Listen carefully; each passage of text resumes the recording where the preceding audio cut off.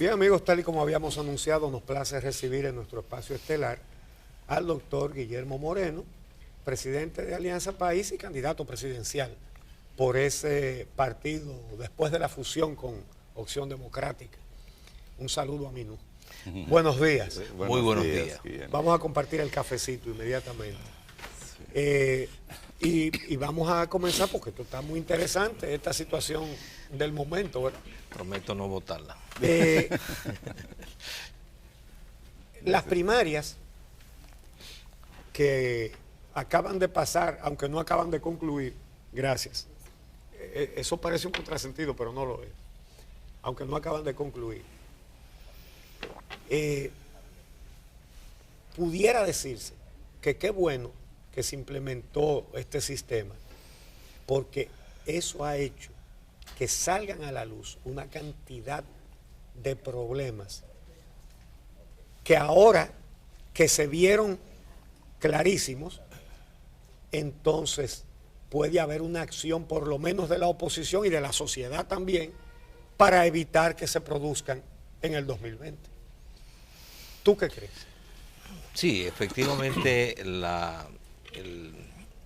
este proceso de primarias es un preámbulo que nos pone a todos en alerta de lo que podría pasar y resultar en el proceso o los procesos electorales del 2020. Indudablemente estamos, y es parte de, digamos, del aprendizaje de las primarias, que estamos ante un método, tanto de votación como de transmisión, que es muy vulnerable y que se presta entonces a que pueda ser hackeado, manipulado. Entonces, eso ya que era algo que se decía, hoy día lo que estamos es confrontados como sociedad, como país, en torno a la utilización de un método que está siendo cuestionado. Y debo decir que cuando gente que tiene años haciendo trampas electorales está diciendo que el otro es tramposo, hay que tomarlo muy en cuenta. ¿Se están acusando mutuamente? No, y además porque tiene mucha experiencia haciendo trampas. Conocen a fondo cómo se hacen las trampas electorales. Claro. Y han tenido presidencias y diputaciones y senaduría y sindicatura en base a trampas. Y que ahora entonces ellos estén señalándole al país que la otra parte le hizo trampa, entonces ha de tomarse en cuenta. Porque es una facción que habla con conocimiento de causa. Pienso que al margen de todo esto, lo más importante es que es necesario atender esos reclamos, atender esos planteamientos. Primero, no solo porque son legales, están en su derecho, sino también porque eso nos puede ayudar bastante a disipar y a tomar correctivos frente a lo que es el proceso electoral del 2020. Que no puede reproducir muchas de las conductas y muchos de los comportamientos que se produjeron en este proceso electoral. Ahora estamos muy centrados en el tema del voto automatizado. Pero lo que pasó en este proceso de primaria va mucho más allá. Claro. Es decir, nosotros tenemos, y quedó evidente, y la primaria es una especie de ensayo frente a lo que es el proceso general, quedó evidente, en primer lugar,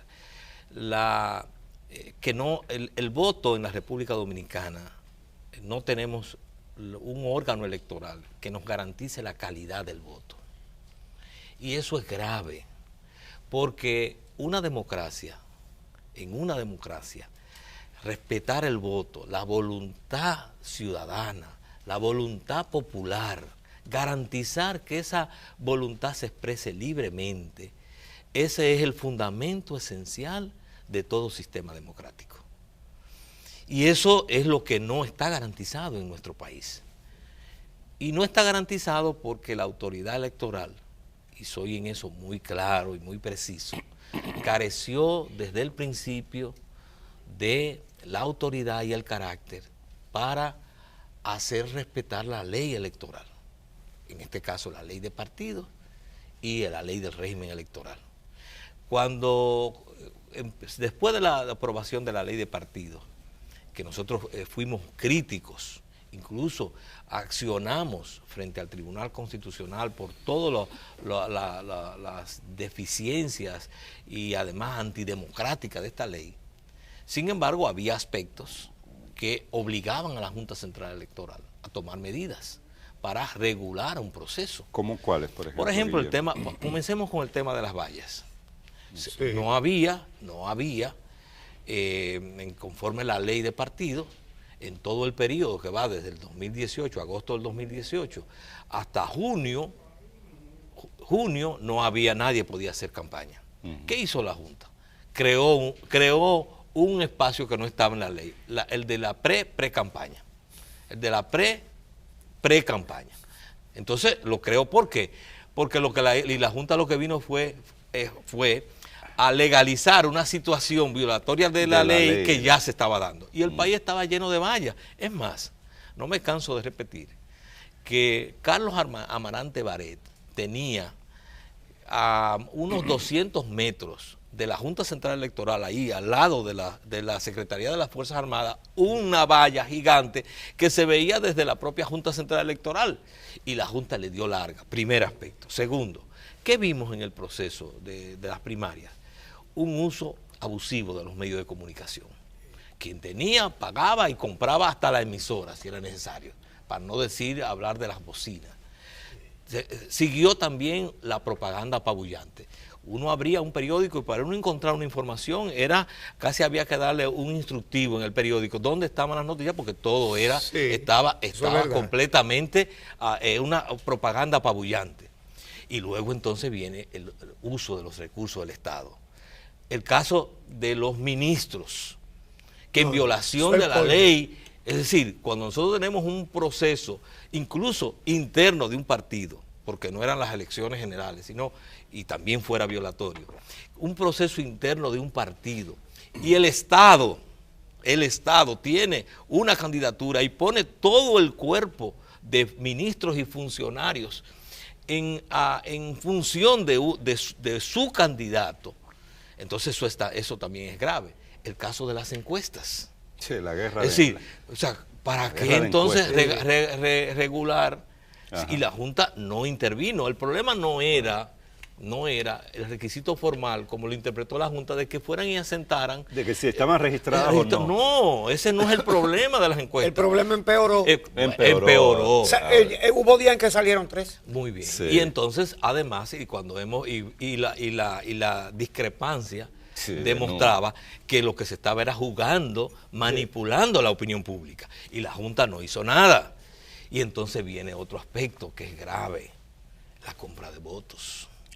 Eso, cuando nosotros examinamos todo esto, nos damos cuenta que el origen de este problema está en un órgano electoral que oportunamente no ejerció su autoridad para garantizar dos cosas de origen. En primer lugar, la equidad. Y eso tiene que proyectarse con mucha claridad hacia las elecciones del 20. Un órgano electoral, y así lo plantea la Constitución, una de sus responsabilidades es lograr que el proceso electoral se desenvuelva con equidad. Porque son varios contendores y él como árbitro tiene que garantizar la equidad como regla del juego. Segundo, tiene que garantizar la legalidad.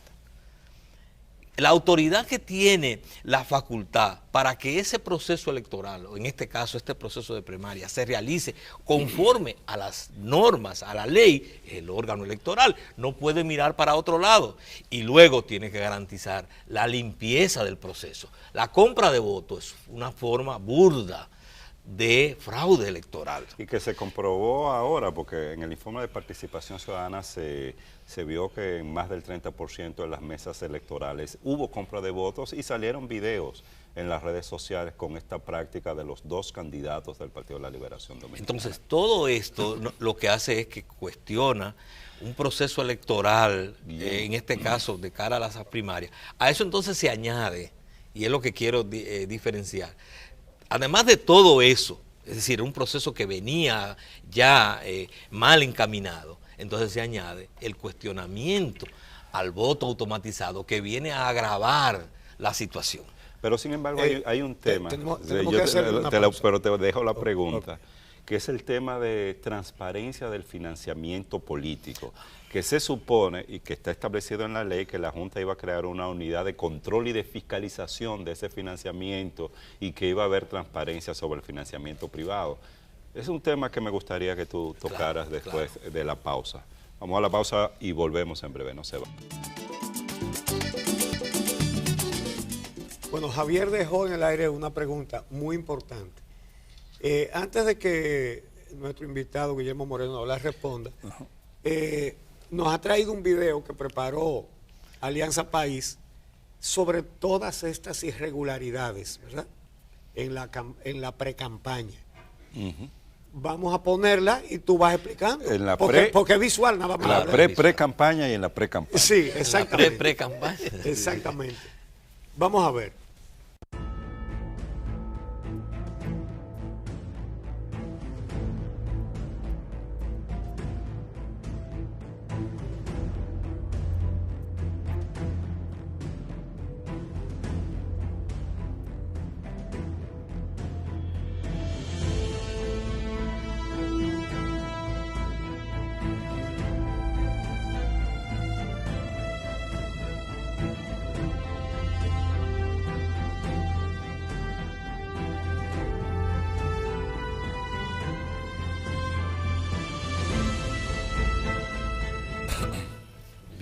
Bueno, ahí está todo dicho. Es un resumen. Un resumen. Y precisamente toca el tema que dejaste.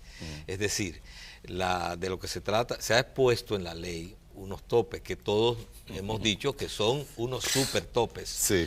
Porque son cantidades, permiten niveles elevadísimos de manejo de recursos. Pero ni aún así se respetaron.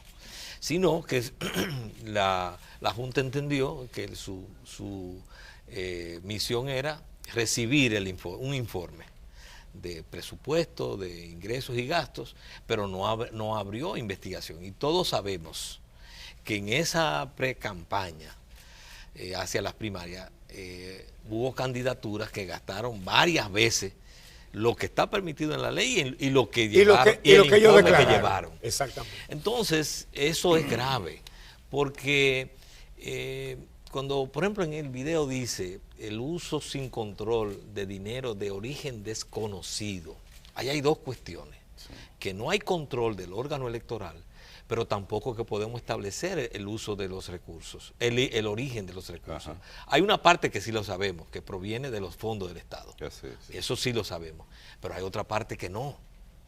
No todo viene del fondo del Estado. De situaciones de ese tipo es que se alimentan personajes como César el Abusador.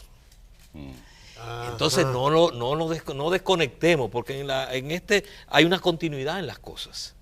Es decir, personajes así que surgen. Goza de impunidad. Que surgen y llega un momento en que tienen tanto poder que la DGI sabe que debe 17 millones de pesos sus negocios y no actúa, y que puede operar durante más de 10 años en plena libertad, todo el mundo sabiendo la actividad ilícitas a las que se dedican. ¿Y cómo es que lo logran? Precisamente porque son los financiadores de esas campañas. Y luego esa financiación que ellos hacen de las campañas se traduce en protección e impunidad. Y si nosotros examinamos todos los grandes casos de narcotráfico y capos protegidos en este país durante las últimas 2 décadas, nos vamos a encontrar el mismo expediente. ¿Quién era Arturo del Tiempo? ¿Quién era Quirino? Pero ahora que tú dices eso, debemos recordar una cosa.